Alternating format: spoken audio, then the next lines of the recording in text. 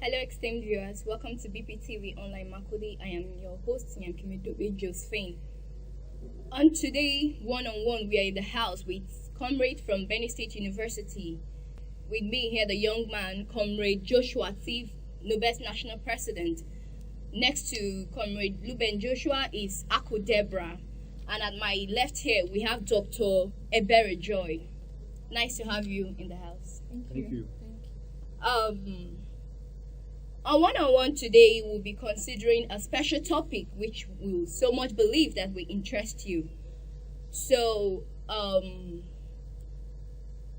the new best president, sir, we are aware that there's a committee on ground taking charge or assisting the governor or the government concerning the issue of coronavirus. Yeah, that's all. So, can you enlighten us more about this committee? So, right, thank you very much. Good morning, viewers.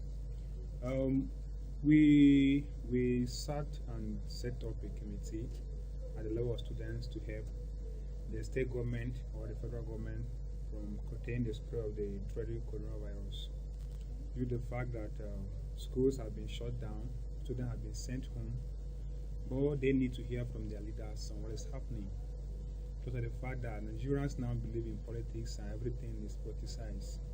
So we came out as students to educate our fellow students, even the masses, on the need to adhere to the directive given by the NCDC. That was the reason why the committee was set, and I've been on ground. Okay, we all are aware that students are on break, and of course, due to the strike, they were already on break. So why still set up a committee on ground? Like I said earlier, because of the fact that schools have been shut down, students on break does not mean students no longer exist or they don't have student leadership on ground. Okay. We are on ground to let them know we are their representatives. Okay. So we must always report to them what is happening.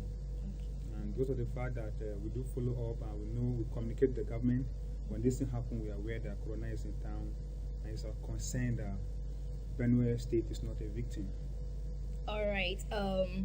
I don't know. Seems Comrade Aku Deborah also has something to say about this. Yeah, she's a member of the committee. Dr. Joy Egbere is one among the medical team that have been helping us sensitizing the people on the need, giving them the tips on how to prevent the virus. Okay, so Comrade Aku. Yeah, as students, we must always know what's happening on ground.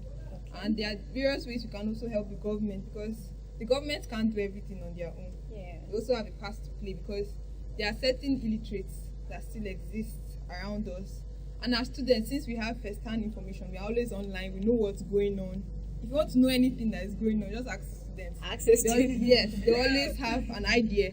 So we can help the government sensitize the normal people, the populace, on how to prevent this, how to go about this. Because there are still people that don't believe coronavirus exists. Sure, Honestly, if you have a talk with some locals, they don't believe it exists. So as students, we have a part to play in ensuring these people get to know about this virus and how to go about it. And of course, there are some parents who are illiterate, and the Exactly. students, they expect to hear from their children. Exactly. All right. So Dr. Joy, as a member of this committee, I guess you're one of the doctors. Yeah. So some of us, I don't know, have been hearing of vitamin C. I don't know if you've also heard of it. That it helps to prevent coronavirus. How true is this?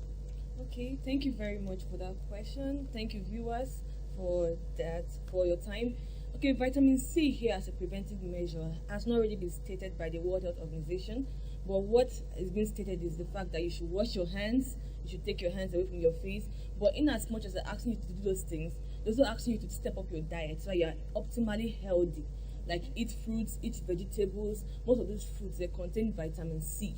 So in the process of taking those fruits and those vegetables, you're boosting your immune system, which gives you a better fighting chance in case you come in contact with the coronavirus. Okay, So I wouldn't really say go binge on vitamin C because it will prevent you from catching coronavirus.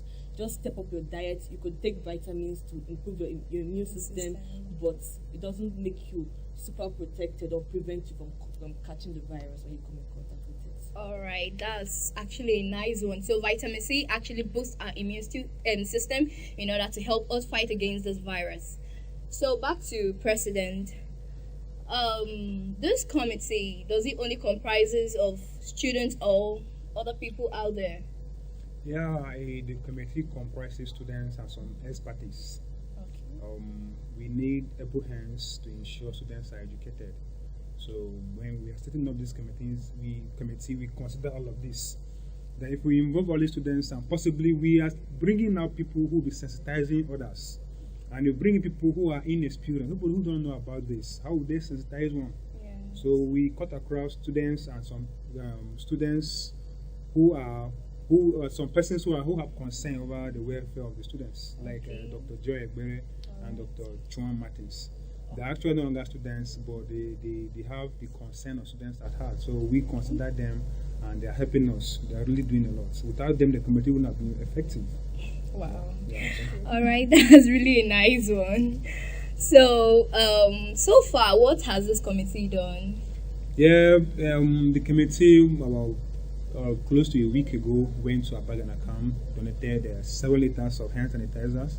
Okay. And that day we went with Dr. Chuan, and he sensitized the refugee there at the camp. A lot happened. We dropped the sanitizer on their hand, showed them how to use the sanitizer, and Dr. Chuan gave them the tips on how to prevent themselves from contacting the virus. Wow. Emphasizing on social distancing and all of that. Last Saturday we went out to move around town. We were with Dr. Joy Egbere, and she educated the masses on the need to adhere to the tips given by the NCDC. We moved around Urukum, Market, Logo 2, came to Kastinala streets, dropping hand sanitizer, donating nose masks and hand sanitizer to the people. And we have planned to do more. So that throughout this week haven't gone out, but because of some financial challenges.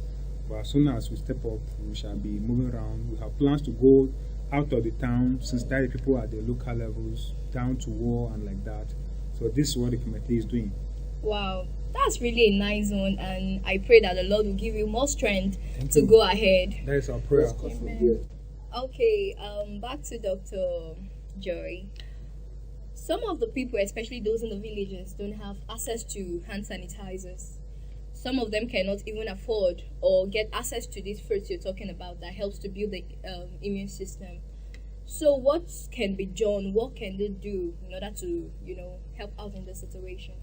Okay, with respect to prevention, and if they can't access hand sanitizers, one thing that we always advocate for is hand washing, frequent hand washing with soap and water. I think there's water everywhere, although we're having scarcity of water right now across the state.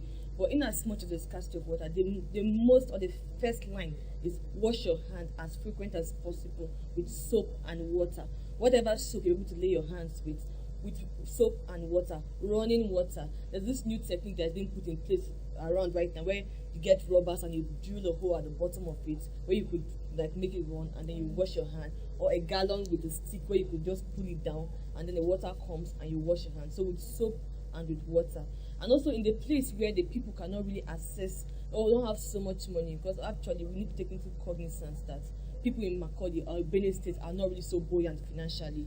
We could encourage them. We all know, like in Benue State, traveling through Benue, through Boko, other axes, you find that there are orchards everywhere on the road.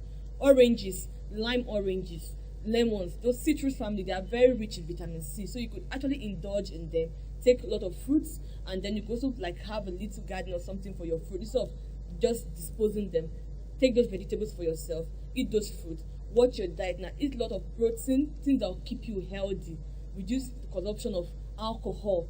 Like people will say that I've heard some myths flying around that when you drink alcohol, it helps you, that the virus is going to stay in your throat.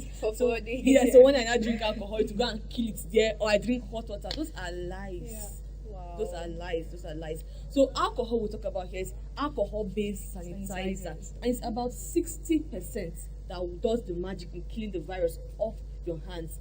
Those alcohol you are drinking, beer contains 5% only, compared to 60. It doesn't come close. Same thing, even the spirit is about 20. Calories is about 21%. How many percent? So you look at it.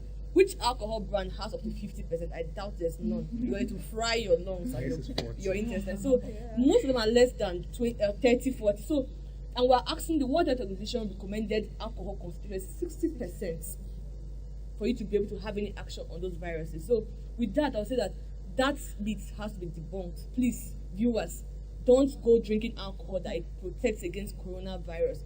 Instead, you'll be risking your life, because alcohol has a way of also lowering your immunity if you drink it too much. So please, what we're advocating for is alcohol-based hand sanitizers. And when it's not available, please get your soap and water. Wash your hands as frequently as possible. Avoid going out if you don't need to be out there. Stay at home. Ensure social distancing.